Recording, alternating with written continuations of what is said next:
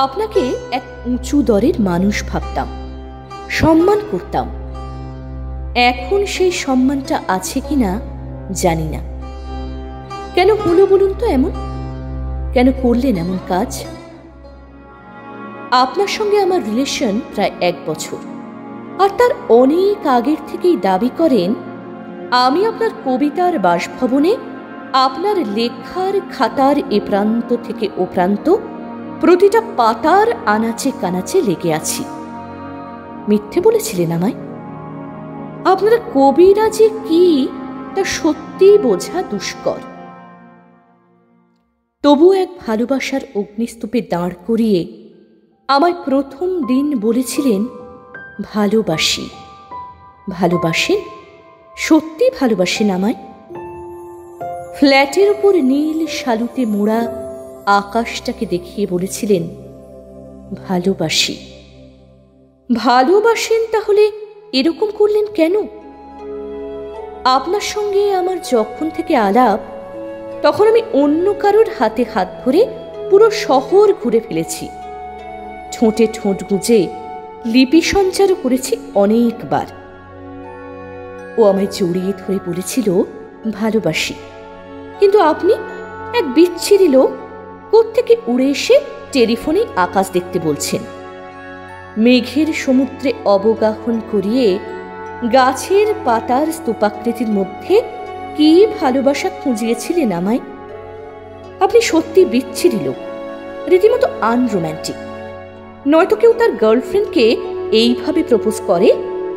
কই, আমি তো সব কিছুই দেখতে পাই না আপনার মতো। না মেঘের সমুদ্র, না গাছের পাতার স্তূপে লুকোনো ভালোবাসা। অথচ আপনি নাকি আমাকে নিয়েই কবিতা লিখতেন ও লিখতে ভালোবাসেন। কেন, পশ্চিমবঙ্গে কি 2011 সালে রূপসীদের ক্রাইসিস পড়েছে নাকি যে আমাকে নিয়ে পড়েছেন? আর আমি দেখুন কার না কার জন্য আমার অত হ্যান্ডসাম একটা বয়ফ্রেন্ডকে ছেড়ে এসে জুটলাম এক আতপাগলা কবির কাছে। কে আপনি? ওয়ার্ডসওয়ার্থ, শেলি, কিটস, নাকি কবিগুরু রবীন্দ্রনাথ? নোবেল টোবেল পেলেন নাকি? না পাওয়ার কোনো কথা আছে কোনোটা?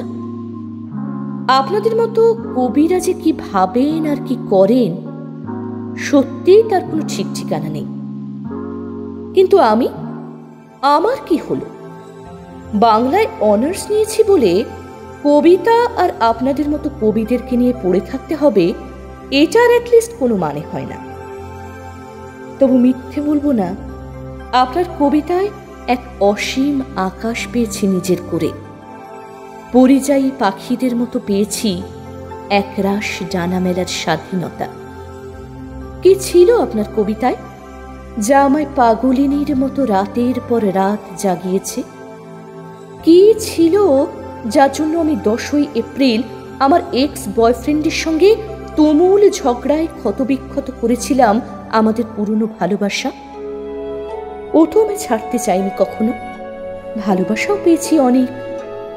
খুব কেয়ারিং হ্যান্ডসাম একটা বয়ফ্রেন্ডকে ছেড়ে কেন এসেছিলাম আপনার কাছে? কবিতাই।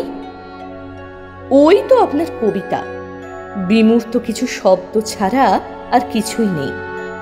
পথে ঘাটে ঘুরে বেরিয়ে হাজারটা রূপসীদের রূপ সঞ্চয় করেছেন। প্রতিটা কবিতায় প্রেমের অসমাপ্ত পিপাসাকে সঙ্গে নিয়ে ঘুরে বেড়ান অহরাত্র। হয়তো সত্যি আমি ভুল করেছিলাম। এক কবির প্রধান উপজীব্য বিষয় বা কবিতার প্রধান নারী হয়ে ওঠার অভিলাষ ছিল আমার, বা বাংলা সাহিত্যে বনলতা সেন বা সুনীল গঙ্গোপাধ্যায়ের নীরার মতো এক অনন্য স্থান অধিকার করতে চেয়েছিলাম।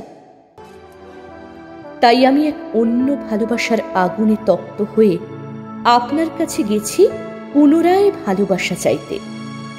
তবে বিশ্বাস করুন, আপনাকে ভালোবেসেছিলাম। ভালোবাসার আগুনে পুড়ে মরতে চেয়েছিলাম আপনার। বাংলা সাহিত্যে কোনো স্থান পাওয়ার জন্য নয়, এক কবিকে নিজের করে ভালোবাসার জন্য, এক কবির ভালোবাসা হয়ে ওঠার জন্য। কিন্তু আপনি এটা কি করলেন? আমাকে লুকিয়ে কোনো না কোনো আপনার কবিতা পাঠিকার সঙ্গে সমস্ত শহর, সমস্ত অন্ধকার, ইস অন্তরিনা, আমি ওর সমস্ত শরীর ছুঁয়ে এসেছি, সমস্ত জ্যোৎস্না ছুঁয়ে এসেছি ওর। কি সুন্দরভাবে, সহজভাবে বলে ফেললেন আমায়। আর আমি স্তব্ধ পরীক্ষার মতো বসে রইলাম, চোখের কোণে জমাট বাঁধা অশ্রুস্রোত নিয়ে। কেন করলেন এমন? ও সুন্দরী তাই? কি আছে আপনার মধ্যে? ওই তো গাল ভর্তি দাড়ি, আধময়লা পাঞ্জাবি আর কাঁধে ঝোলা, কমন ইমেজ। কে আপনি? সমস্ত পৌরুষের প্রতীকস্বরূপ, নাকি সমস্ত আকাশ মেঘ পেরিয়ে প্রেমের শ্রাবণে অবগাহন করে আমার মতো বাংলার সমস্ত নারী চায় আপনার কলমে বাংলা সাহিত্যে এক অনবদ্য স্থান অধিকার করতে?